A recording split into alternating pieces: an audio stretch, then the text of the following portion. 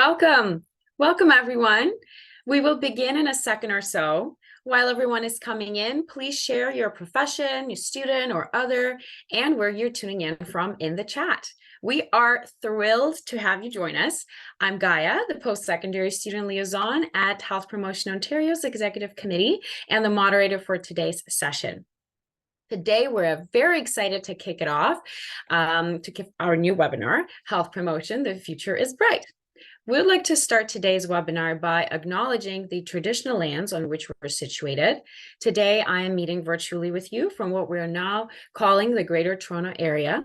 I acknowledge that this is the traditional land of the Mississaugas of the Credit, the Anishinaabeg, the Chippewa, the Haudenosaunee, and the Wendat peoples, and is now home to many diverse First Nations, Inuit, and Métis peoples.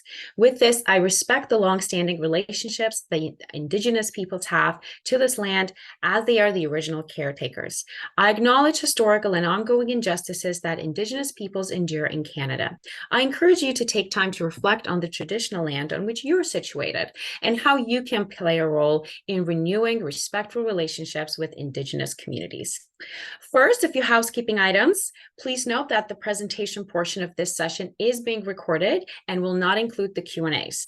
It will be available and distributed later this month for your convenience. We also encourage you to share your questions in the Q&A section of Zoom and participate in discussions using the chat box during the presentation. Let's get to it. So to kick it off, I would like to introduce you all to Susan Stewart, the active chair of the HPO Executive Committee, who will share some opening remarks. Good afternoon, and on behalf of Health Promotion Ontario, welcome to this webinar. As Gaia noted, I am the chair of Health Promotion Ontario, and my day job, I am the Director of Community Health and Wellbeing Division at the Kingston Frontenac Lennox and Addington Public Health Unit. So as many of you are aware, we are facing lots of challenges right now with respect to health. Our healthcare system is being challenged right now in terms of capacity. We have a mental health and addictions crisis, a homelessness crisis, a climate change crisis. We also have an impending chronic disease crisis, because chronic diseases account for 75% of all deaths and $10.5 billion per year on healthcare costs. So we need to look at this, and we need to do things differently. We need to do things in a way that creates conditions in our communities for people to thrive. And health promotion offers us this path forward. It is a well-researched, evidence-based practice, and it does make a difference in changing the communities and the conditions in which we all live, grow, play, and work. Health Promotion Ontario is the voice of those who work in the field of health promotion. We are made up of students, practitioners, managers, directors, researchers from a variety of different types of organizations across Ontario. The mandate of Health Promotion Ontario is to advance the critical importance of health promotion and practice. And we do this through professional development, such as webinars like today, membership, communication, and advocacy. We're currently planning future webinars for post-secondary students. We also run annual webinars on health promotion for anyone who is interested or works in the field of health promotion. And we also recognize excellence in health promotion on an annual basis. If you are interested in health promotion and would like to find out more about Health Promotion Ontario, I encourage you to visit our website. I'll put that in the chat later. And if you are interested in joining for students, the membership is only $25. And one of the benefits that has been shared with us that students really like is the opportunity to work with the executive committee on planning events such as this today. And we have recruited some excellent people for our Health Promotion Executive Committee who started through volunteering for a webinar planning group. So there's lots of opportunity. There's lots of things to share from Health Promotion Ontario. So welcome today. I'm sure you will enjoy our engaging keynote speaker, and we're happy to answer questions in the Q&A or the chat. And back to you, Gaia. That was excellent. Thank you, Susan. That got my blood pumping for sure. Love it. With that, Next in line, we have our keynote speaker, Andrea Botkin, who has worked in health promotion and public health since 2003, with a focus on capacity building, program design and implementation, partnership and collaboration. At Public Health Ontario since 2018, she brings her expertise for planning in all forms, evaluation, community engagement, and facilitation to public health units across Ontario. Andrea holds a master's degree in public health with a specialty in health promotion from Deakin University in Melbourne, Australia. Andrea, over to you. Thank you so much. I love your enthusiasm, Gaia. And it's great to see you again after we met last March, I believe it was. Thank you so much, everybody, for being here. And thank you so much to Health Promotion Ontario for inviting me here today. As Gaia mentioned, I am about to celebrate my 20th anniversary of working in health promotion and public health. That will be happening next month. And because I've been working in this field for so long, and I have, as you will see, an incredible amount of enthusiasm for health promotion, I think it's important that I declare my very slight bias towards health promotion as a career, as a field of practice, and as a mechanism for helping to meet some of the challenges that Susan mentioned to us today. Thank you so much, Gaia, for doing such a wonderful land acknowledgement. I did just very briefly want to tell folks where I am. This is a picture of basically the view from outside my window, a wonderful place in Takaranto called Wiskotanach, and is now known as the Don Valley and the Don River. And this particular part of the city has been occupied by Indigenous people going back over 10,000 years. And it's really an incredible place, not as vibrant as it used to be because there is now a major parkway going through it, but there is lots of wildlife, lots of greenery, and lots of evidence of our Indigenous peoples going back such a long time. I wanted to also mention a practice that I try to bring with me whenever I can. It's a teaching called two-eyed seeing. And that involves seeing with one eye my traditional Western ways of knowing and doing, my education, my practice, the books that I read, the folks that I talk to, and with the other eye being aware of Indigenous perspectives and Indigenous ways of knowing. And what I try to do in a webinar like this and everything that I do is to remember to see from both eyes, to bring both perspectives and both practices in as much as possible. And hopefully you will see that in this webinar. So today what we are planning on doing is giving you a little bit of an overview of what health promotion is. We're going to be shining a light on the value and the relevance of this as a field of practice in helping us meet so many of the challenges that Susan talked about. I will not be sharing my slides today. You will see why as we go along. They're basically just pictures. If you would like to know more about the content that I'm speaking to today, if you'd like to have this handy as we go through the webinar, or if you want to look it up afterwards, you can download this document. Gaia is going to pop the link into the chat. But if you Google Public Health Ontario or PHO Focus On, it's going to come up and you'll be able to find that. So this information is really coming from a bunch of research that I've been doing over the last year and a half to develop a brand new online health promotion module that is going to be available in April. So today you get a little bit of a preview of it, and this document captures so much of the content that I'll be speaking to today. So we do have some learning objectives for the day that Health Promotion Ontario has provided. And what we're really going to focus on is talking a little bit about the history and the background of health promotion. We're going to explore our foundational document, the Ottawa Charter for Health Promotion. And we're going to talk a little bit about some of the research that is both new and also going back to 1986 when the Charter was written down and approved by the audience at the first Global Health Promotion Conference in Ottawa, Ontario. And I'm also going to talk a little bit about what it's like to work in health promotion. What are job titles? Where can you work? What are some of the competencies, the skills, and the tools that you can have as a health promoter that are going to help to make you as employable as possible? So I'm going to dive into the content. And if we're going to talk a little bit about promoting health, I think it's probably a good idea to talk about what we mean when we talk about health. Historically, health was viewed as the absence of disease or disorders. In other words, if you weren't sick, then you must be healthy. It's a binary model. And this is called the biomedical model of health. In the 1970s or so, we really started to talk a lot about how we as individuals can improve our health through making healthy choices, through making lifestyle modifications. And this is grounded in the behavioral model that views health as the product of our behaviors and of our habits. So it is what we do that makes us healthy. However, what that doesn't really show us is that our choices are a result of the social, economic, and environmental circumstances in which we live, work, and play.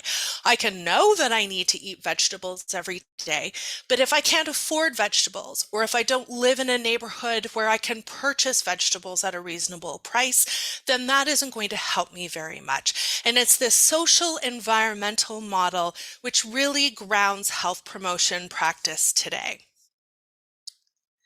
Another way of viewing health is an Indigenous way of knowing. And this beautiful illustration is from Holly Pichette, and Gaia's going to post a link to her website in the chat. Her artwork is absolutely beautiful. And she crafted this illustration based on some work that the Indigenous Primary Healthcare Council did with their members. Those are called AHACs, Aboriginal Health Access Centers.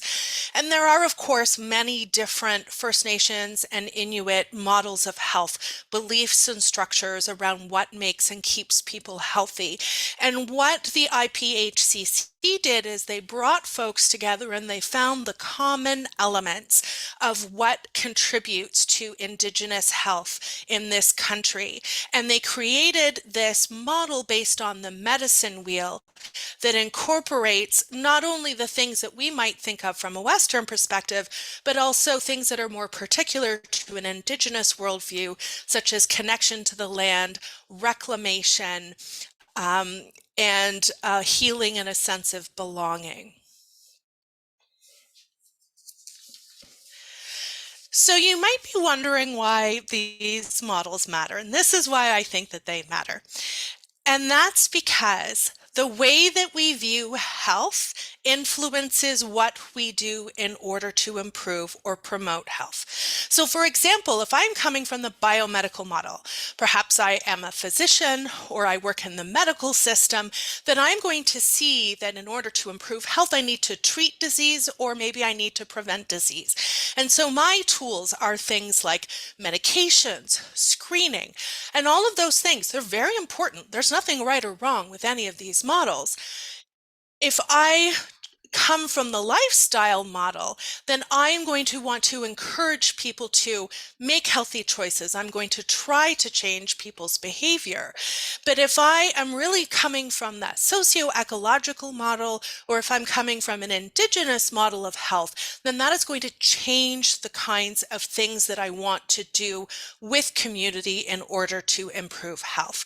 It's when we understand that the conditions that we live, work, learn, play, and grow, the policies that shape those conditions, and the systemic barriers that exist, such as racism and colonization, and the policies that create all of those things, those are at the root of our health. And so when we're working from the socio-ecological model, then that is what we act on in order to improve health. And that's the model of health that we take in health promotion. So we're going to start by looking at the origins and the evolution and the history of health promotion, because it really does have a very long history in Canada and internationally that has gone back over decades. So you're going to see some parallels to the models of health that I just talked about a little bit here. But in the 1950s or so, we were really into health education. You know, we loved to make brochures and hand them out to people and tell people smoking is bad for your health. Vegetables are good. You should be active every day. But we soon saw that despite our best intentions, that people, even when they're better informed, don't necessarily make those lifestyle choices that we really wanted them to make through our education efforts. And so there was an evolution, a little bit of a shift from health education to something called health promotion. And this really kicked off, though it was not the first time it was mentioned, at that first Global Health Promotion Conference that I mentioned in 1986 in Ottawa, yes, in Canada. And it was at that very first conference that the Ottawa Charter for Health Promotion was really written down, and it was approved by the membership at that conference. And I'm going to talk a little bit more about that in a second. I just navigated myself away from my slide feature, so I'm just going to, there we go, find my way back here. So I have a lot of words here for you. It's really the only slide of my whole presentation with a bunch of words, but I thought it was worth sharing with you the definition of health promotion from the Ottawa Charter. And the Ottawa Charter defines health promotion as a process. It is not a thing that you do or even a thing that you achieve. It is a process that we embark on together. Then really the purpose of it is to enable people to increase control over their health and their determinants of health. So again, we're not telling people what to do. We're trying to create those conditions so that people can make those choices and can have control over who they are, what they do, and how they live. The Ottawa Charter gave us 3 core functions and 5 action areas that provide a framework for how this process actually works. And it's important to note, it might seem kind of odd, especially for those students of you who are studying here in 2023, that Andrea, why are you talking about a document that is 38 years old? Even though the Ottawa Charter was written down all of those years ago, it's still used today. In fact, Dr. Teresa Tam, the Chief Medical Officer of Canada, recently released a report about emergency preparedness. But if you look at the very front page of that report, it's actually a logo of the Ottawa Charter. And she uses the Ottawa Charter as a framework for emergency management. So this 38-year-old framework is still in use today. So the 3 core functions, the way to try to operationalize health promotion, I guess, are enable, mediate, and advocate. So what we do as health promoters is we advocate for conditions favorable to health. We ensure equal opportunities and resources that enable all people to achieve their fullest health potential. And we mediate between all the different interests in society for the pursuit of health. And there are 5 action areas in the Ottawa Charter, and these 5 action areas are interactive and they're interdependent processes. They contribute to and reinforce one another. And what's really important here is that when we're about to embark on a program or an initiative, I tend to group them all together and call them health promotion responses. It might be a program or a service or a policy or an initiative or something that we're doing to enable the health of the folks around us. There isn't one of these action areas that you apply. You try to plan your program, your initiative around all of these action areas. And rather than listing out what the Ottawa Charter says, which you can look up, I am going to give you a couple of examples from Health Promotion Ontario's excellent white paper. Oh, actually, before I do that, I'm going to tell you a little bit more about health promotion's contributions to health. So prior to the Ottawa Charter, public health was really operating from that biomedical model, that health is the absence of disease. In order to be healthy, we need to not be sick. But with the advent of the Charter, public health practice really shifted. And now it is so intertwined that it's really difficult to separate health promotion from public health. It's really difficult difficult for us to say, health promotion isn't the only one that has these values, because they have been so imbued into public health that the practice has really shifted. In fact, that 1986 conference in Ottawa was called A New Public Health. That was the whole point, was to sort of re-energize, to really shift the direction that public health is going. And health promotion really made 4 contributions.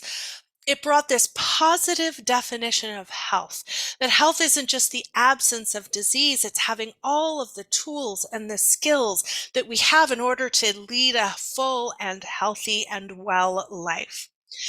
The Charter also introduced us to prerequisites for health. And these are the things that, unless we all have, we can't even think about being healthy. And those prerequisites include things like peace, like a safe childhood, like a welfare system.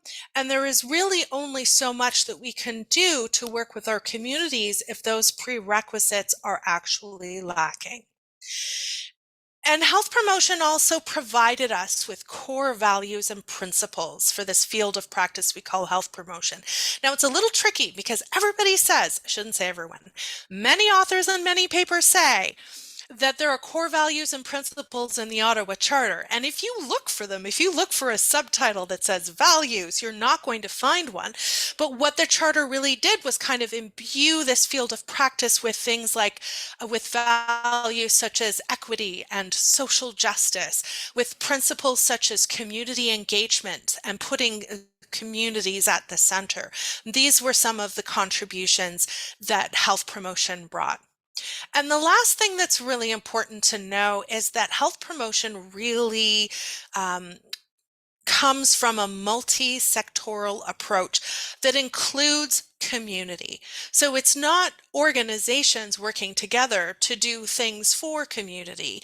It's really everyone coming together, including community members, to develop initiatives that are going to support their health.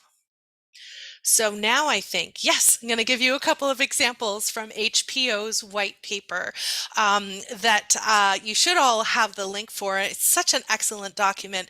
One of the favorite things of mine about this document is all of the examples, the case studies for health promotion. And if you're really curious about what health promotion can look like in a local public health setting, then the white paper is going to give you lots of examples. And I thought I would just share a couple of with you.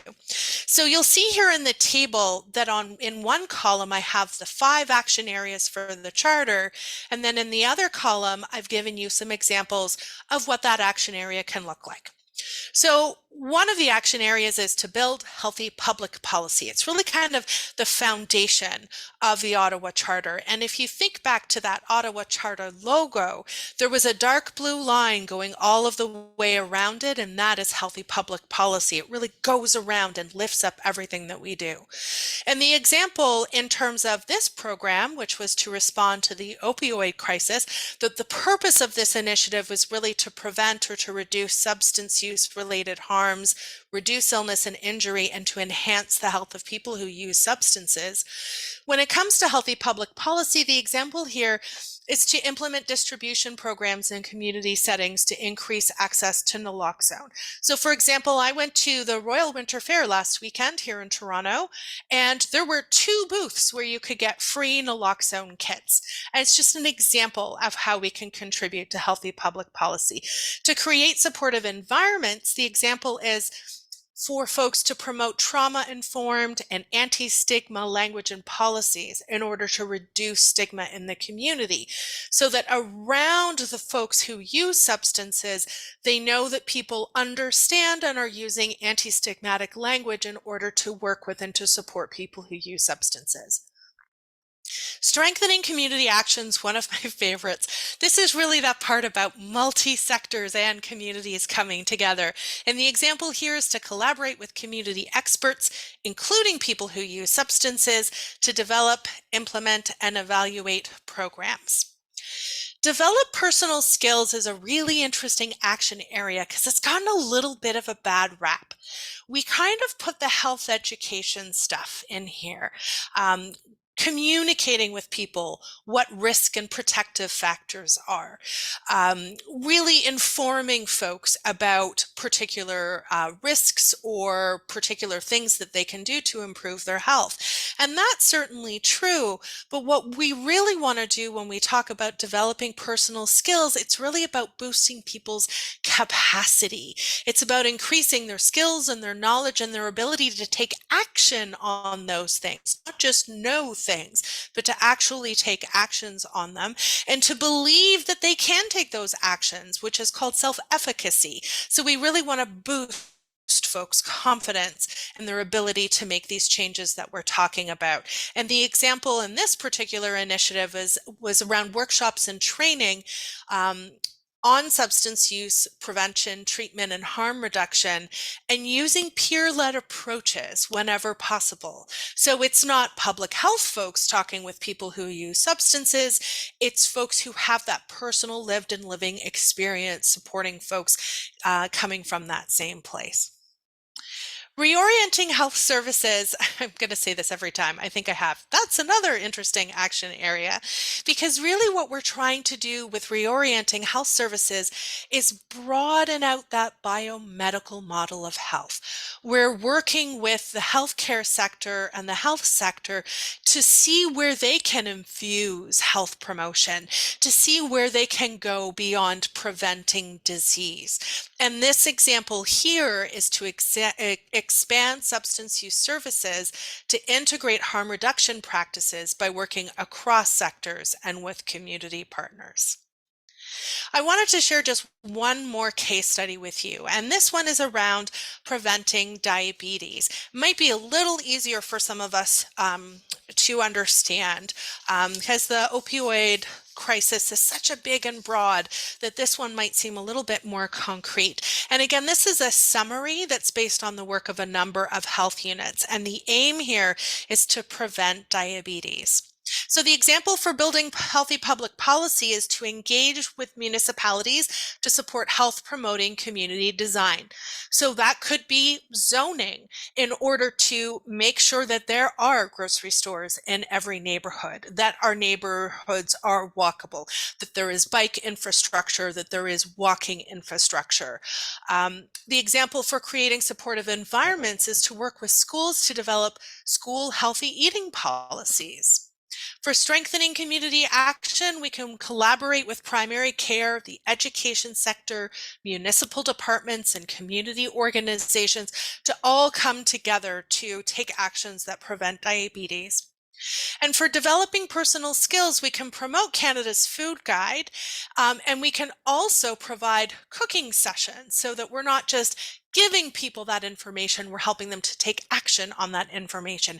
And to reorient health services, the example here is to promote Exercise is Medicine, which is a program that encourages primary care providers, pardon me for the typo, to include physical activity in treatment plans for patients. So giving folks a physical activity prescription along with their medications.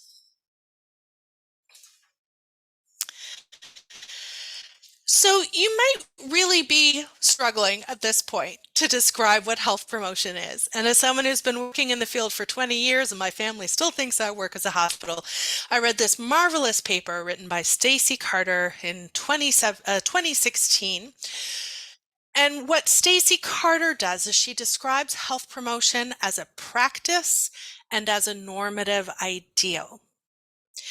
As a normative ideal, or you might want to think about it as a vision, what we're trying to achieve is a society where we care about the least well off, where the state has a responsibility to provide conditions necessary for good health, where citizens are actively involved in building the health of their communities, where individuals and communities have access to peace and shelter and all of the prerequisites for health that we named in the Charter. It's kind of like the vision that we're all striving for. This is what we're trying to achieve with health promotion. But health promotion is also really practical.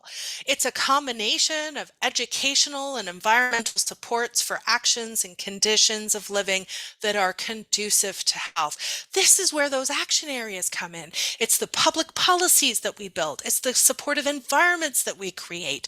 It's the health services that we're reorienting to broaden out from that biomedical definition. It's all of the programs and services and policies and partnerships and community engagement things that we do. It is both that vision of what we're trying to achieve and a series of practical programs and steps. That is what health promotion is. I also talk a lot about the heart of health promotion, and I did actually put in a picture of a heart in my slide deck. I do actually love this picture.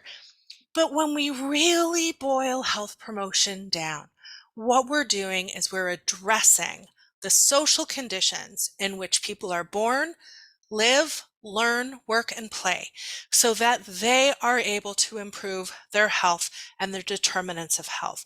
We are taking action on those social conditions, on the policies that actually create the conditions in which people live, work, and play, on those environments that surround people. That is what we are doing in health promotion. Yes, we may raise awareness. Yes, we may build skills. Yes, we may be educating folks, but we are also taking action on those social conditions because that's what we believe as health promoters, and following the socio-environmental model of health, that is how we can change health. So I'm going to wrap up my presentation today by telling you a little bit about who are health promoters and what do they do? Because I know so many of you that are here today are students. You might be studying public health, or you might be in a Master's of Science program, and you might be thinking, okay, Andrea, this sounds really awesome. Can I get a job as a health promoter? And what does that actually look like? So I'm going to talk a little bit about that with you today. So health promoters do not just work in public health. Yes, health promotion evolved from public health, and health promotion has influenced public health greatly, but health promotion exists in many other places. Community health centers, Aboriginal health access centers, family health teams and hospitals, non-governmental organizations, provincial and local agencies, charities, and a variety of different places. And these are places where, yes, you can get jobs. And my advice to students, because students contact me all the time, and you can contact me too if you would like some advice or to learn more about what I do. Community health centers, there are hundreds of them around the province. In almost every community and in many towns and cities, there are multiple community health centers. And health promotion in a community health center can look a little bit different than in a public health unit. It's a little bit more frontline oriented. You might be directly working with clients, with community. You might actually be holding and delivering programs. You might be doing a huge project that community health centers are involved in right now is social prescribing, that along with, the prescriptions for medicines that you might get from your family physician, you might also be prescribed some social interaction. Your worker at the family health team or at the community health center might say to you, you know what, you love to knit and you spend a lot of time sitting in your apartment. Why don't we find a knitting group that you can join? Aboriginal health access centers, I've forgotten the number. I think there's around 10 or 12 in the province that work directly with and in First Nations and also within cities. And family health teams, collaborative spaces with doctors, nurse practitioners, social workers, quite a few of them also have health promoters. You might be working on more of a one-on-one basis, but you are still doing health promotion. Hospitals and all of those other organizations that I mentioned also very often have health promoters. The Arthritis Society, Canadian Cancer Society, lots of organizations like that have health promoters.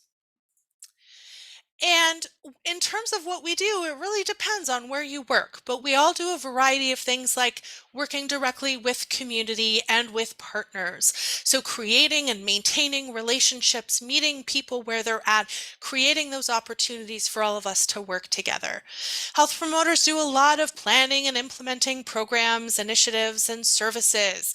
And towards the end of the webinar, I'm going to paste some resources in the chat for you on some tools for planning and developing health promotion programs. We also do a lot of policy analysis and development, knowledge translation. So how do we take all of this information that folks want and how do we give it to them in a way that is going to make sense for them in terms of the medium and in terms of the message itself? Research and evaluation, health education, training and capacity building. Some of these things are job titles. Policy analyst is a big job title. Public health planner is another big job title. These are the different things that we do. And another way to really think about them is in terms of these pan-Canadian health promoter competencies. These were developed by Health Promotion Canada in 2015. And you can think of these as different skills that you have in your health promoter toolbox. These are all of the different things that you are able to do as a health promoter if this is how you develop your skills. So you have some health promotion knowledge and skills, sort of that general knowledge about health promotion, knowledge of the charter, knowledge of some of the tools and frameworks, and some of the health promotion theories that are out there. You can conduct situational assessments so that you have a sense of what is going on in the community and the world around you. You can plan and evaluate health promotion action. You can develop policy and conduct advocacy activities, mobilize community and build capacity, partnership and collaboration, all of these wonderful transferable skills. So for those of you who are thinking, oh yeah, okay, Andrea, so this health promotion thing sounds cool, and you've told me that yes, I can probably find a job. How do I develop my skills as a health promoter? This is how you develop your skills. Look for resources, webinars, training programs, and opportunities to practice kind of this stuff, like Gaia and lots of students are doing with Health Promotion Ontario, building their skills around partnership and collaboration and education in holding the series of webinars and all of the other great work that Health Promotion Ontario does. Maybe look for some volunteer opportunities. There are lots of organizations, they do not love to plan programs, but maybe they would love it if you came in and helped them plan a program or helped them evaluate a program. So look for opportunities as a volunteer, as a student, to practice those skills and broaden out your toolbox. So I'm going to wrap up with just a few sort of key thoughts, and these are the things that I'm hoping that you'll take away from this webinar, along with the idea that health promotion is pretty awesome and you should all be health promoters. The first thing I just wanted to mention is that health promotion is a pretty broad field of practice. It's practiced in public health and in lots of other places, like I have just mentioned. Health promotion has a very long history, and it is still relevant in today's world and really does provide a framework and a mechanism for us to combat so many of the big challenges that we're facing right now in pandemic preparedness and emergency management and all the various crises that we are faced with as a society and as a province. Health promotion's vision of health goes beyond that biomedical model, which views health as the absence of disease, and the behavioral model, which views health as the product of lifestyle choices.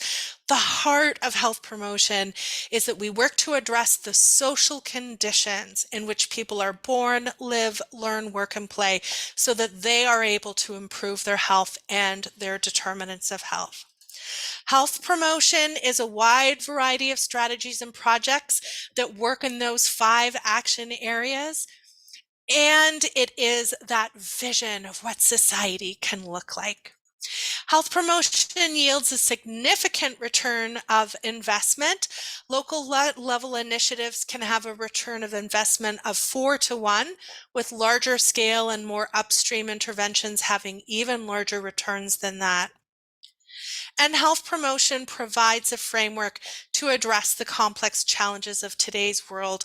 I already gave the example of Dr. Teresa Tam's recent report on emergency management, really leaning on health promotion as a framework. So I hope that that gives you a sense of what health promotion is, what health promotion work can look like in Ontario, and what it is we can really accomplish when we work together under a framework such as that in the Ottawa Charter. Thank you for listening. Thank you to Health Promotion Ontario for the invitation to speak to you all today. Please take a look at the Focus on Foundations of Health Promotion and watch out for our new online course, which will be available in April. Thank you so much again for being here, and please feel free to reach out to me. You can also find me on LinkedIn. I'm always happy to chat with students and folks who want to become health promoters.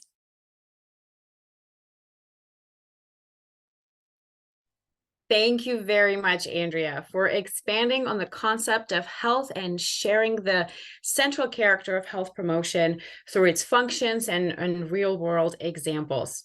The official presentation recording will end now. It's time we open the floor for some questions.